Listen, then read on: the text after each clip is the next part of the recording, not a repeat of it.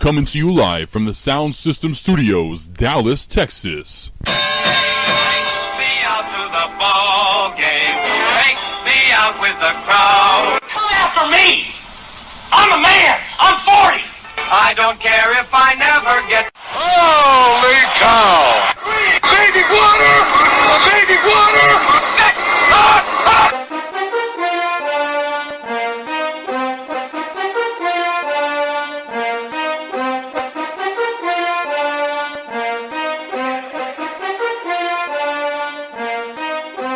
Well, with one March Madness inning, another. It's the April Madness. It's about to begin. What a great week of sports we have. We had the end of the NCAA tournament this last weekend, the Final Four, the championship game on Monday night, and to follow it up this weekend with the Masters. You can't get much better than that. We'll get to the Masters in just a few moments. Of course, Derrick Rose returns tonight. Opening day of MLB was this week as well. You just can't have much more of an action-packed week, really, than what we just had. Let's get back to the Final Four. Great games. Two of the three of them, they're literally, you'll never forget them. Well, maybe not if you're a fan of Kentucky. You probably forget really, really fast about the game that happened on Saturday night. Saturday mid-afternoon into the early evening hours, depending on where you watched it on this great continent or maybe on this globe. But 71-64, Wisconsin takes out the undefeated Kentucky Wildcats. Can you believe it? Can you say the Kentucky Wildcats have lost? They have. But in this day and age, can you really think after playing 40 games in one season that a team isn't going to lose? Honestly? You don't think that Kentucky ever had a chance to lose? Well, they did. I didn't think maybe they did until you really, really, really start thinking about it. What team's perfect? When's the last time you saw anyone really go perfect when you have to face the competition that they have to face? I'm sorry, women's college basketball, I could see a team going undefeated. Obviously, we saw UConn win like 70, 80 straight a few years ago. Different level of competition when you have to play each and every week against bruisers, big men. UConn didn't have that, really, I should say, the women. But the men, they have to face that each and every week. The pros. Of course, in baseball and basketball, no one's ever going undefeated. But the two chances that there are would be college football and college basketball. NFL, I just don't know if it's going to happen anymore. We saw it so close with the Patriots a few years ago. I wanted to see it just so I could say I saw it. I seen it. Well, unfortunately we didn't, and a lot of people wanted to see them lose as well. I just wanted to see greatness. I want to see undefeatedness. I wanted to see, I saw that team. They didn't lose. They didn't lose a game. I don't think it's going to happen hardly ever. My point being, it's going to be hard to happen in college basketball anymore. Calipari has been the latest and greatest to do it in the last, 2 times in almost the last decade. If you remember, his Memphis squad did it with Derrick Rose on hand. They fell in the championship game. Well, Kentucky falls in the championship game last year, but they weren't undefeated. This year, undefeated fall to Wisconsin, who they beat last year in the Final Four. And what a game it was. I mean, you have a rematch of last year's Final Four. You know Wisconsin wants to come out and prove themselves, and they really do. Play with Kentucky the whole game, but that's not something we haven't seen all year. Kentucky isn't this matchup for most teams where it is a matchup nightmare for a lot of teams. But for some teams, they can match up quite well. As I told you before the game, if you do remember, I said Wisconsin was going to be the one team, well, besides Duke, I think, too, as well, they would have, that was going to match up with Kentucky the best all year. Kentucky hadn't had to face that much competition all year at all. Who have they had to face? SEC is weak now. I love my Razorbacks, but we got blown out by them. Blown out.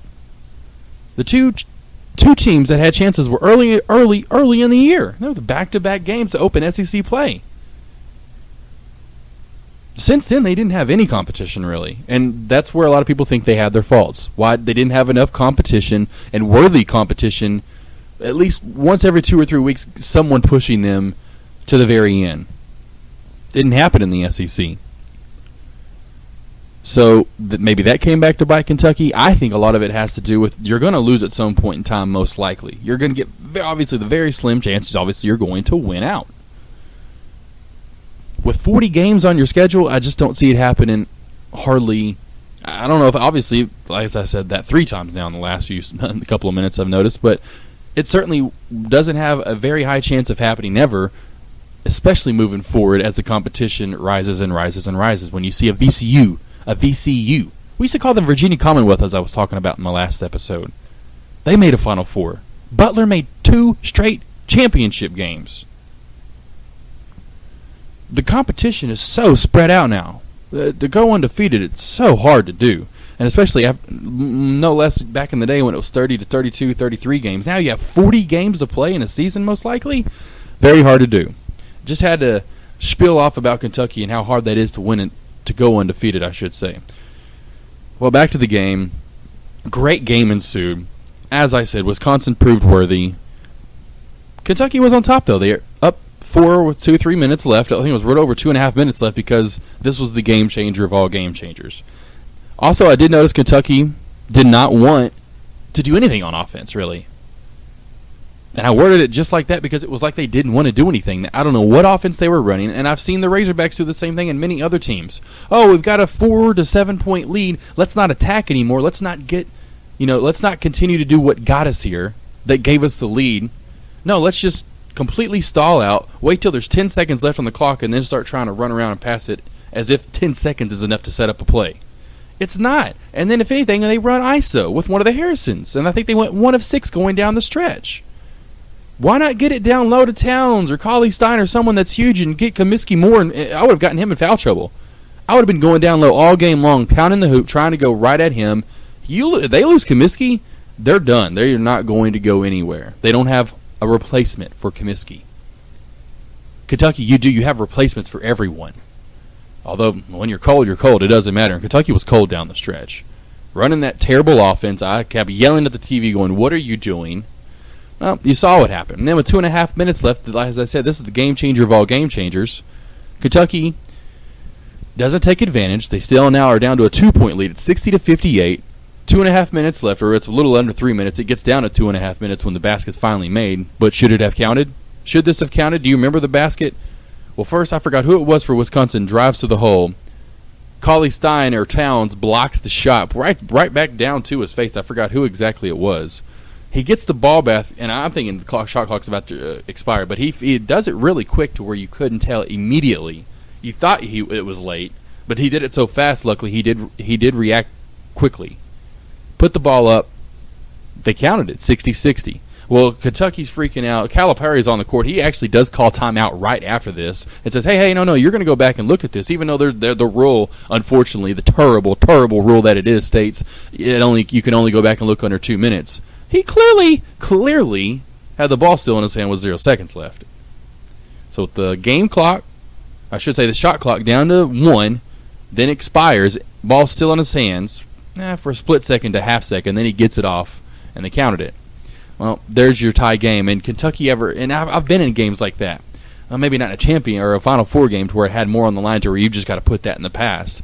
Of course, I was younger. But then I've been there, my point being, to where you can't stop thinking about that. And, man, no, I've got screwed. No, they shouldn't have 2 points. We should still have the lead. And you continue to think about that as if they've got they have a 6 or 5 or 10 or whatever point lead, as if that put you further in the hole. The game's still tied. It's 60-60, Kentucky. There's 2.5 minutes left. You have plenty of time to pick your stride back up and knock Wisconsin off. Well, they don't. They just continue to go cold, end up losing the game 71-64. They score 4 points. I forgot how much even time left they had when they had 60 points. I think it was like 3, 4, 5 minutes left. So they went on about a 3-4 minute drought of not scoring there at the end of the game. Wisconsin takes advantage and wins. There also was, the no-slap call on Wisconsin. Or I should say on Kentucky. That, okay, well then what about the no flagrant foul call? And it looked like he meant to, like he was trying to, but half of it also looked like he was, and I've been there back in the day, I was like, I'm going to make this look like I'm not trying to. I'm going that way anyway, my arm's kind of, I'm trying to block out, well, I'm going to go a little bit higher and hit him in the face. Man, it was a little dirty, but that's what the game was. 20 years ago that would have been called. Dennis Rodman did it every game. Especially, imagine 30 years ago. And now, I'm sorry, I'm that crew. I'm not with that crew. Well, now it's today's day and age. Well, you might as well blow on them and get a foul on this day and age. The whole gathering, he was on his way to the basket in motion, where people can literally might as well just do a layup from the free throw line half the time. You're getting fouled, and it's continuation, and they're going to the line.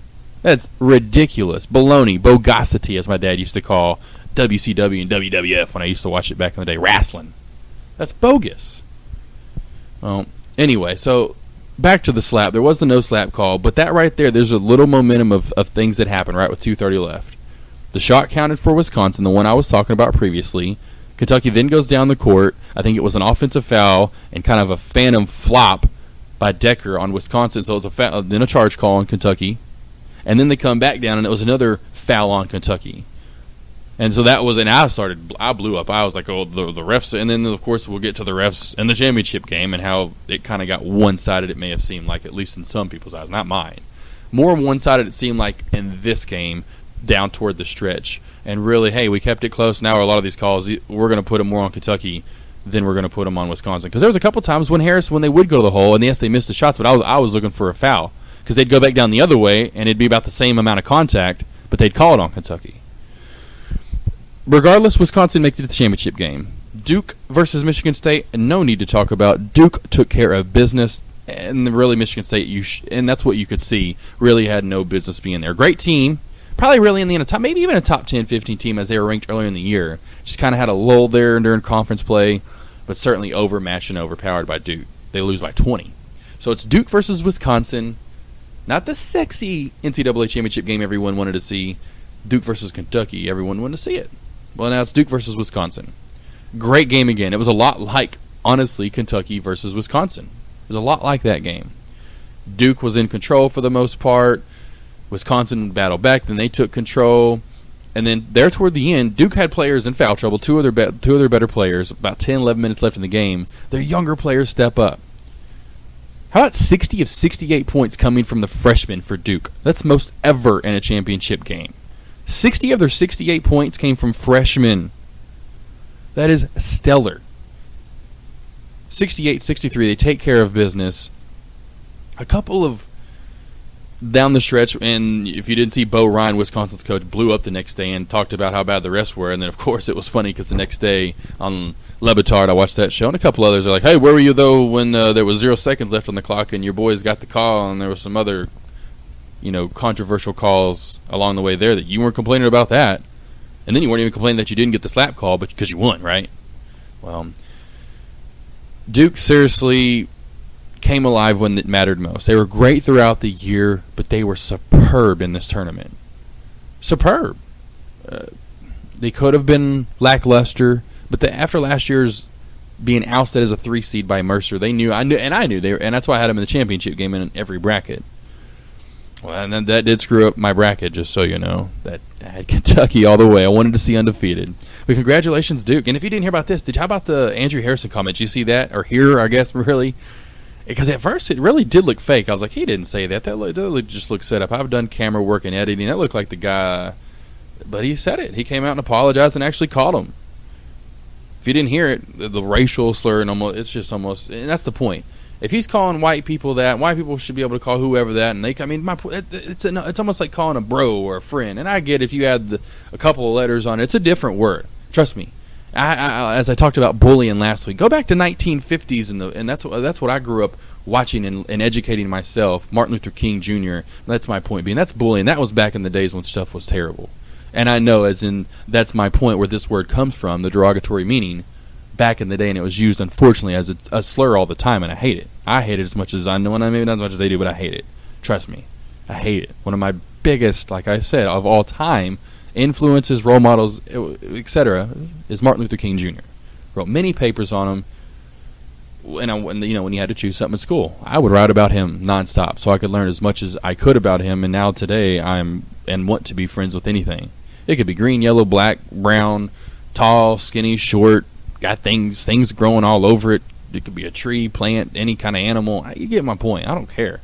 You're a living organism. I have some kind of feeling for you.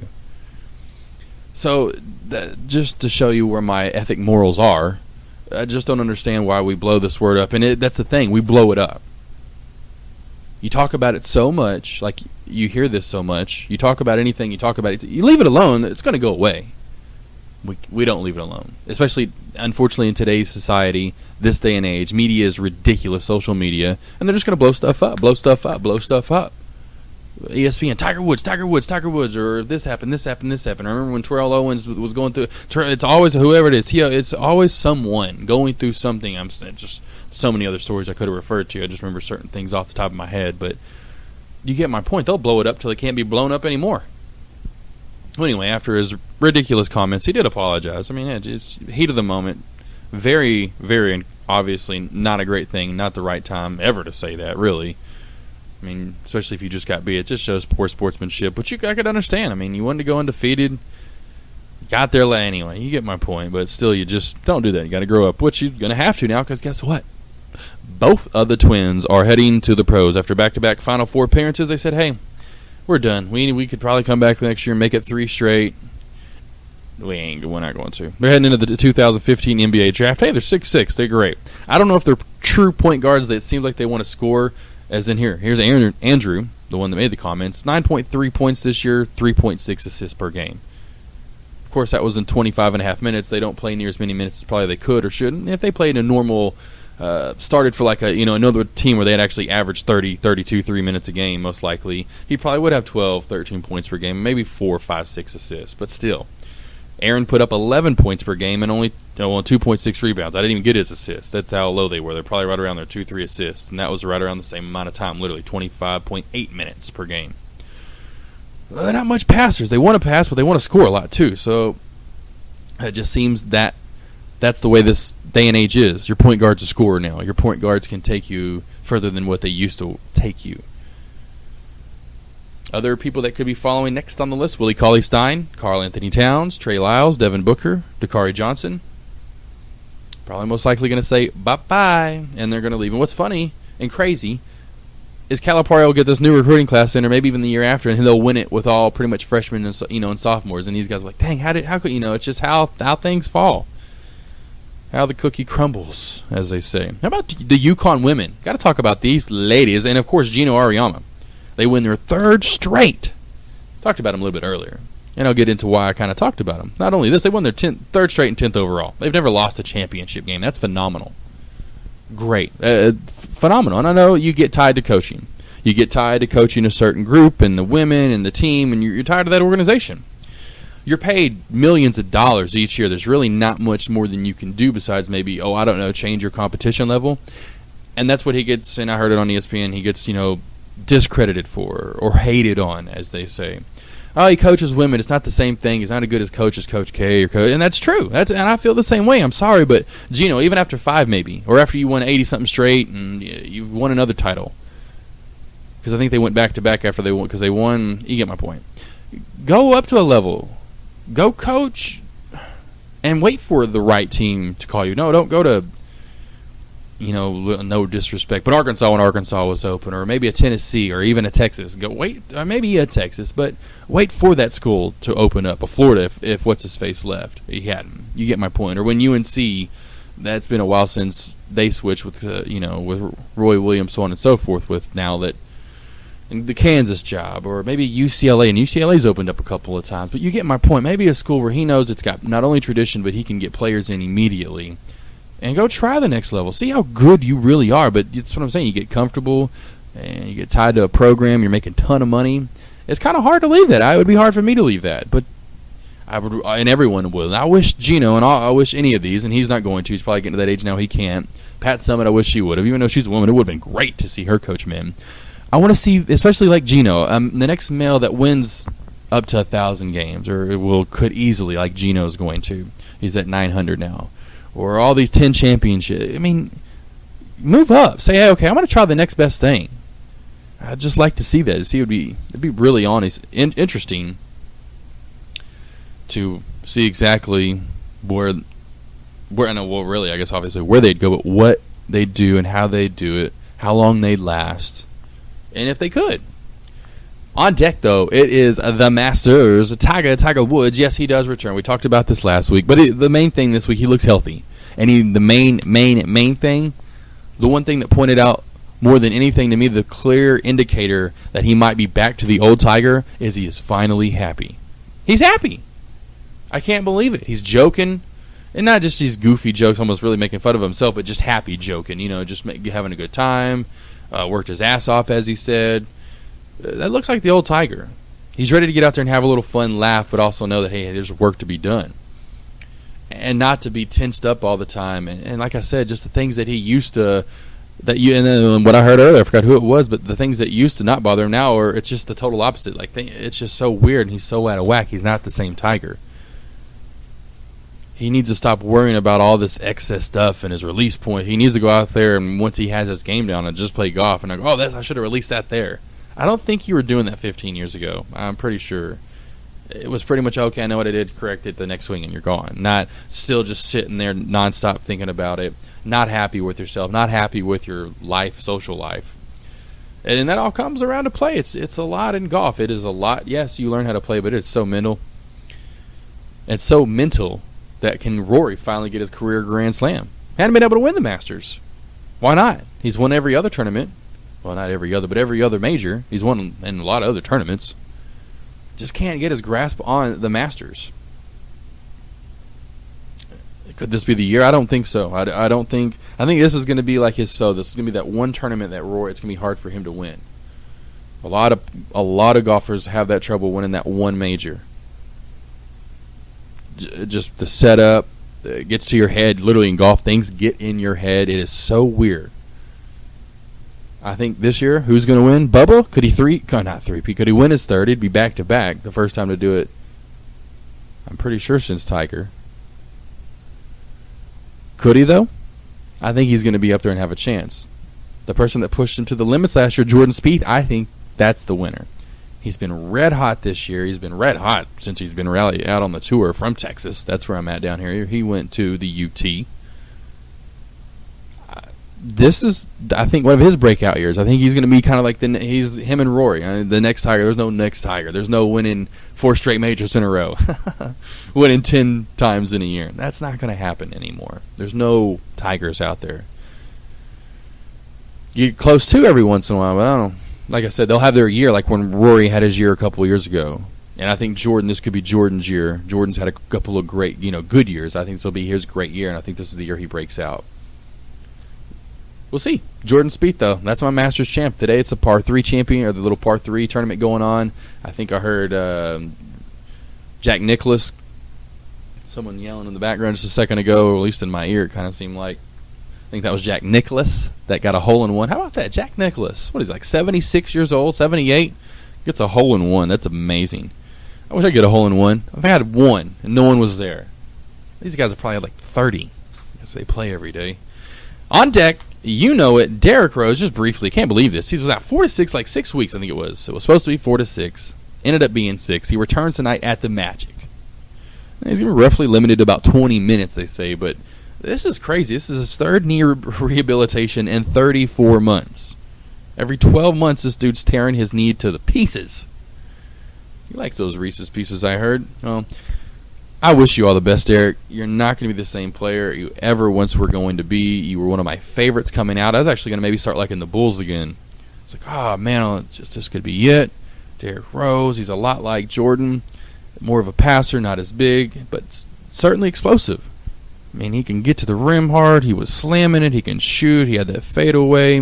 Not like the fadeaway like Jordan, but he had an array of shots when he got going. He wasn't the best of shooters, but you get my point. He had a good arsenal of shots. He could make these crazy layups, these floaters, these dunks, these any kind of shot. He could shoot 3 when he got going, and really any time he was open, he could certainly pass it with the best of them these days.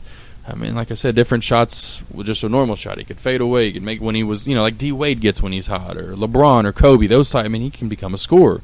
Obviously, Russell Westbrook or James Harden's of late. And those would, obviously, real quick, James Harden, Russell Westbrook.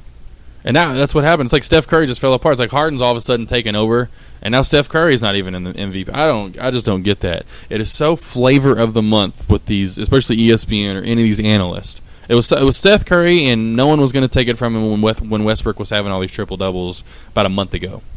Now, all of a sudden, Harden's going off, and since it's the flavor of the week, what have you done for me lately? They were just talking about it earlier. It was Harden and Westbrook. I'm like, what about Seth Curry? It was Seth Curry's to lose still a month ago, even though he was having all these triple-doubles, Westbrook. And now it's James Harden's? I'll tell you, these guys, if anything, just be semi-biased and just go for all three of them. Say, well, you got to put this guy in the group because he was a front runner for most of the year.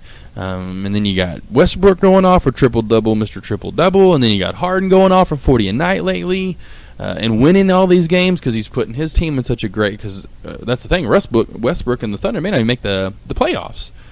Okay, granted, then they have to give that to him. Durant's been out. And, yes, that is probably why his numbers have been superb, but it has stepped up. Imagine if they didn't have Westbrook. Where would the Thunder be? They wouldn't be the Thunder. They would be more like a – what's less than a Thunder? A rolling – I don't know. Not rolling. You get my point. Just a bunch of clouds. They'd be the Oklahoma City Clouds. The rain. There would be no Thunder. He's been the Thunder as of late.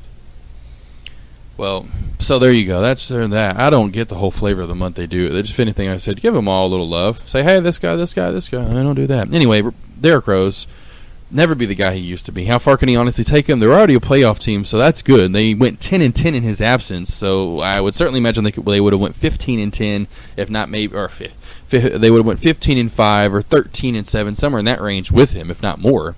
So certainly a plus, an added advantage for any team, even after 3 freaking knee rehabilitations in less than 3 years. The player he once was, he's probably 80% of that at most when he's fully healthy now. 85 maybe. I've got yet to see him play after this. Obviously, no one has. We'll see what he is tonight. We'll see what he becomes through the playoffs if he hopefully lasts that long. And hopefully he does. Hopefully he can get to the playoffs, have a healthy offseason, and I'd like to see where he's at next year. I think he came back too fast, but he wants to help his team. I don't know why he just his team's already in the playoffs. I know he probably wants to fight for a little bit better seeding, but I don't understand why he just didn't wait till the playoffs to come back altogether. These players and wanting a good back, I don't get it. I don't understand because I've been there, but now at this day and age, you would think, okay, my point being, you've seen what's happened before you in the past. You've studied, hopefully, and seen, really, this is my point, other people and how when they come back a little faster compared to waiting longer. Your team's already, I don't know. Like I said, don't get that. On deck, though, MLB opening day, another great thing this last week has provided us. We get the Final Four, like I said, this last weekend with the championship game Monday. Opening day of baseball right after that, or Monday as well. Then you have the Masters this weekend. I mean, that's just the thing, though. Yeah, a lot of people love opening day. I don't. I'm sorry, people. I know it was great and all. The opening day, yeah. How about this? 16 posted shutouts on opening day. That's the most ever, and the first time that's ever happened on opening day. 6 shutouts? Are you serious? Talk about boring. I am sorry. I want to see runs. What happened to the night? And that was last year. Just so you know, I think it was the lowest batting average ever at least the last I don't know how many years. Batting average last year was around like 250 collectively. Opening day it was like 235. That's terrible. Unless you're a pitcher or you, for whatever reason, love to see boring, slow games. Slow because, yes, they would go by faster. The game wouldn't last as long. But, boy, it would seem like it would last 3 hours longer without any scoring. Oh, shoot me to death. Just kidding. But, seriously, I've lost my interest in baseball. It's really, really deflated over the past 10 years. 15 to 20, really. Excuse me there. I loved it in the 90s. I loved it. I mean, really, right before the steroid era really was taken off, I guess. Or right when, I guess, maybe it was in its prime. I don't really know. That's when I loved it, though. Big Hurt, King Griffey Jr., I named 2 right there. They probably never took any. But then the Barry Bonds, the McGuires, the Sosas. Yes, they did, but it just made things more exciting. Home runs, big long balls, the home run chase. The who's going to have the home. That was freaking fun, man. This isn't fun. Like my friend says all the time, he's played baseball since he was a kid. Just legalize it for every one of them. I'd rather just make it legal instead of who's doing it and who's not doing it. And I know they're making it more stiff now to where they're going to get it back to where no one can do it. They're going to drug test. You get my point. It's going to be some boring baseball for a while until they learn how to hit without all the juice. Let's get to the stories of the week, though, real quick. Got to. First off, I got to get to this.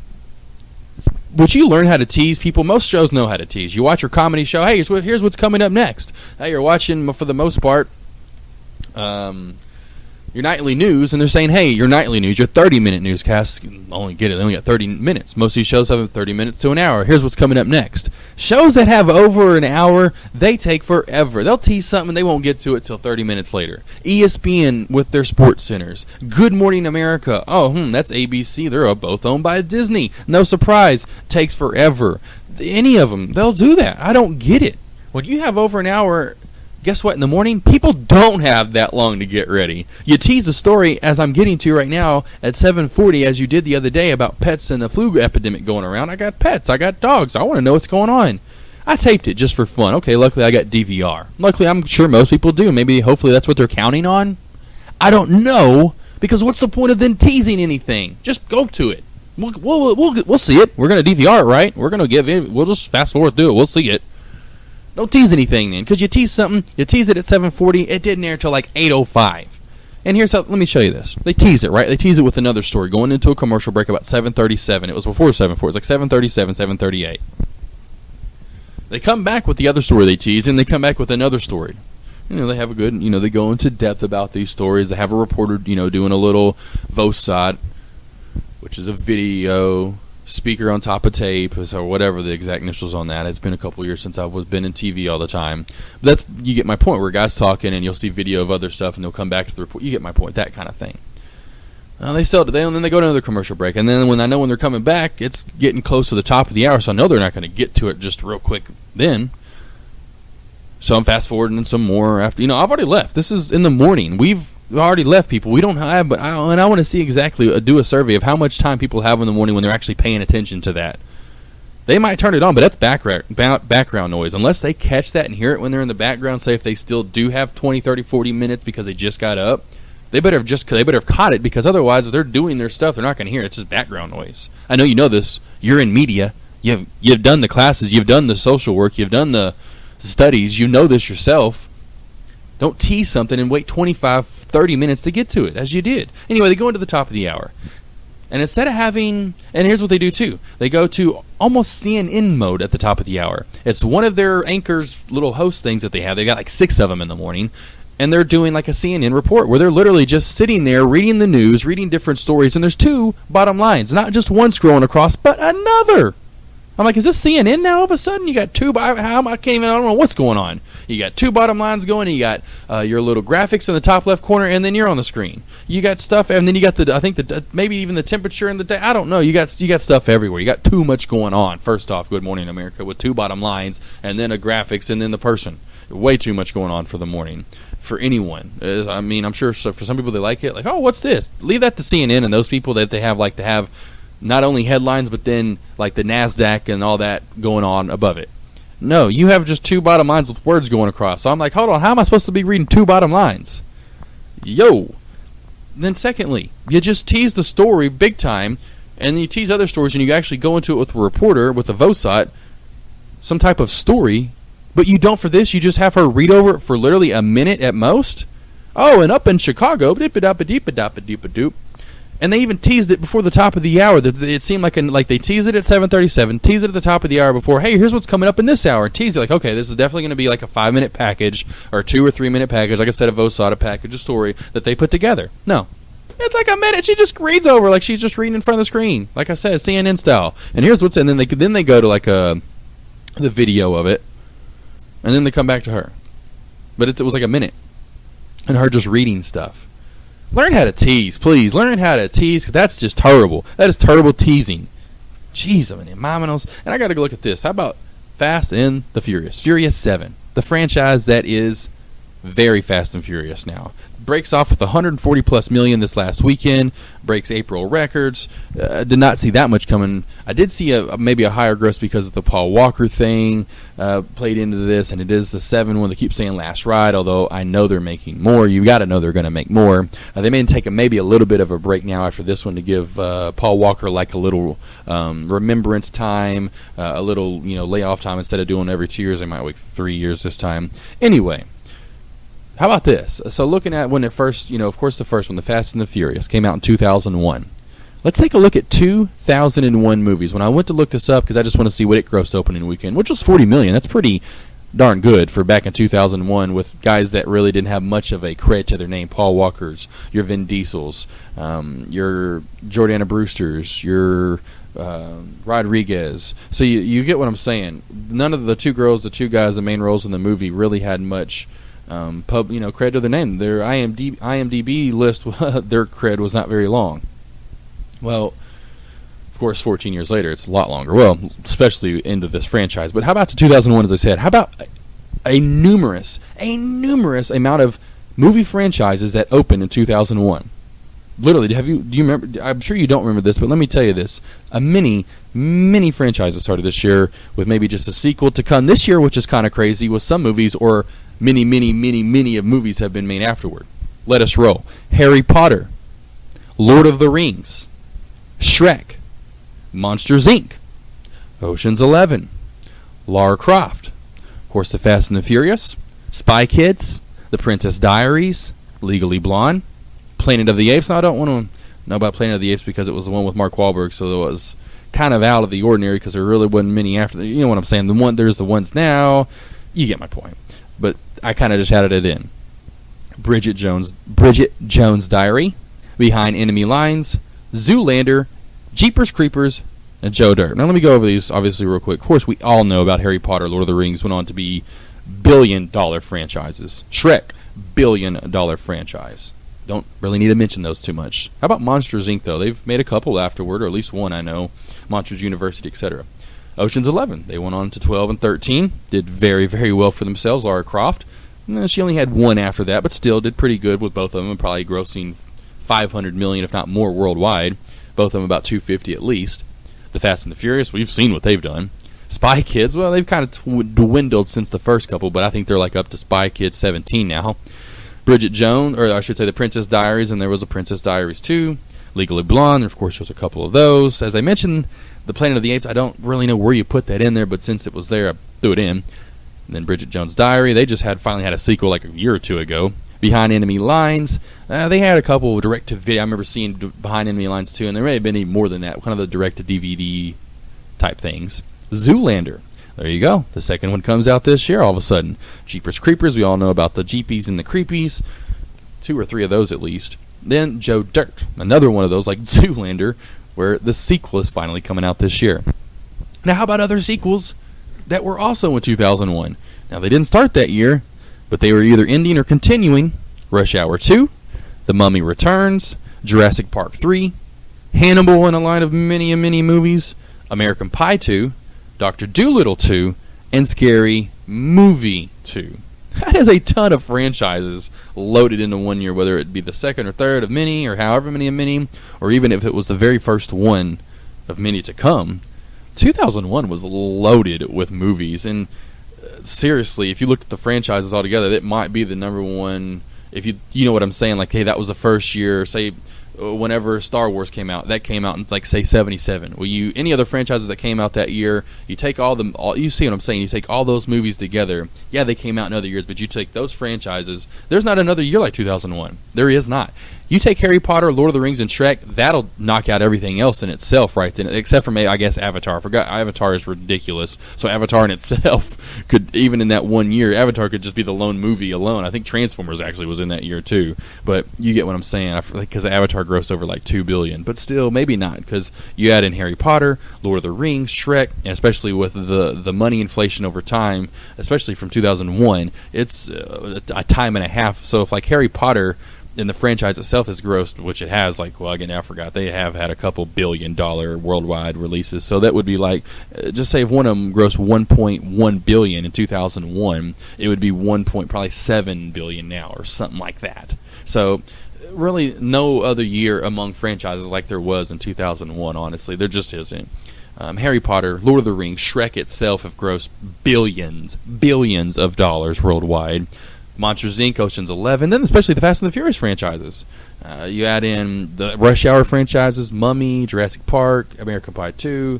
That year was just loaded with movies and franchises that, unlike any other I've ever seen, and I did some looking through other years, and there was nothing like that year. And especially the fact that many started in that year. Other little hidden gems, if you remember in 2001, here are just a few I brought out. Pearl Harbor was a good one, and really back when Michael Bay was making good and decent movies.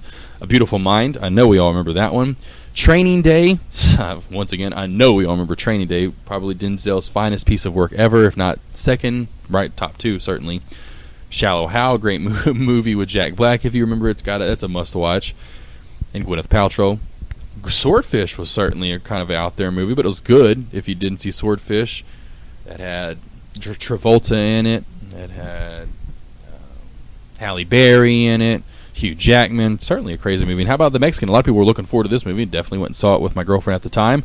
Everyone was looking forward to Julia Roberts and Brad Pitt finally working together. So that was certainly a good one to see. It was pretty funny, too. Ali. This was really kind of seemed like when Will Smith started to literally slowly but surely dwindle to where you think about it, Will Smith hadn't been in any big box office franchise or even movies since the early 2000s. I mean, this was kind of like his dwindling part where he started doing these 50, like movies would only gross 50, 60 million, as Ali did. Moulin Rouge for many awards that year. Blow, another great classic, kind of cult movie that it became, but Blow, a great movie with Johnny Depp. Got to see that one if you hadn't seen it. Based on a true story. Oh, great movie though. But there you go. There's your week in sports. That is on deck. I am Josh Smith. I hope you enjoyed today's show. If you have any questions, of course, like always, hit me up. I'll always get back with you as I do. Hit me up, Josh A. Smith 7. That's where you can find me on Twitter. It's at Josh A. Smith 7. And, of course, the website is Josh Smith Sports. You can find my blog there. You can find the podcast. Getting out there, doing as much as I can. Next week, we got to certainly round up the Masters. Probably won't come back until after the Masters is over, so I can get some, of course, some show prep, some stuff to actually talk about, if you know what I'm saying. But certainly, the Masters, we'll have to get into it, dive in to see how Tiger does. The NBA season's winding down, MLB starting to slowly kick up. A lot of things to talk about still. Next Monday or Tuesday, we'll be there. Until then, it's on deck.